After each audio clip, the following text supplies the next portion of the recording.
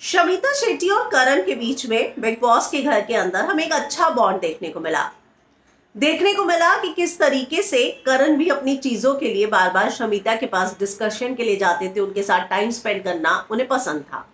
हालांकि दोनों के बीच में कभी भी दोस्ती से ज्यादा कुछ देखने को नहीं मिला। राकेश बिग बॉस के घर के अंदर एंटर हुए, उनकी तबीयत खराब हुई, वो बाहर आए और उनके बाहर आने के बाद जो इमोशनल आउटबर्स्ट था शमिता का, उनकी तबीयत बिगड़ी, वो भी बाहर आई इलाज के लिए, फिर वापस घर के अंदर गई। एक डिग्निफाइड कॉन्टेस्टेंट का टैग जो है लगातार उन्हें दिया गया और कहा गया कि बहुत ही क्लासी और डिग्निफाइड तरीके से उन्होंने गेम खेला।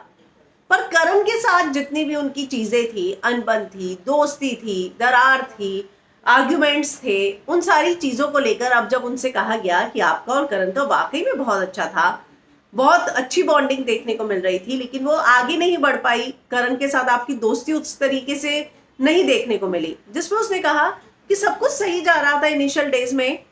मैं और करण बहुत अच्छे दोस्त भी बन गए थे, लेकिन जैसे ही ये तेजरन एंगल बीच में आया ना, सब कुछ खत्म हो गया और करण ने मुझसे बात करना ही बंद कर दिया एकदम से, क्योंकि तेजस्वी को मुझसे इशू थे और इसलिए हमारी दोस्ती आगे नहीं बढ़ पाई और टूट गई। तो अब शमिता क्लियरली साफ साफ शब्दों में ये मानती है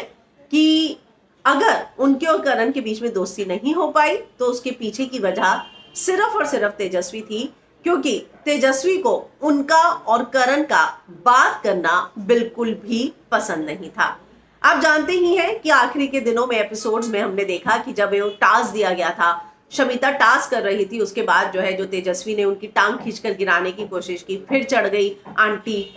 मेरे बॉयफ्रेंड पर, या इस तरह की जो शब्दों का इस्तेमाल किया था, उसके बाद उन सारी चीजों की काफी चर्चा भी हुई। तो शमिता को ये लगता है कि उनके और करण की दोस्ती सिर्फ और सिर्फ तेजस्वी की वजह से आगे नहीं बढ़ पाई।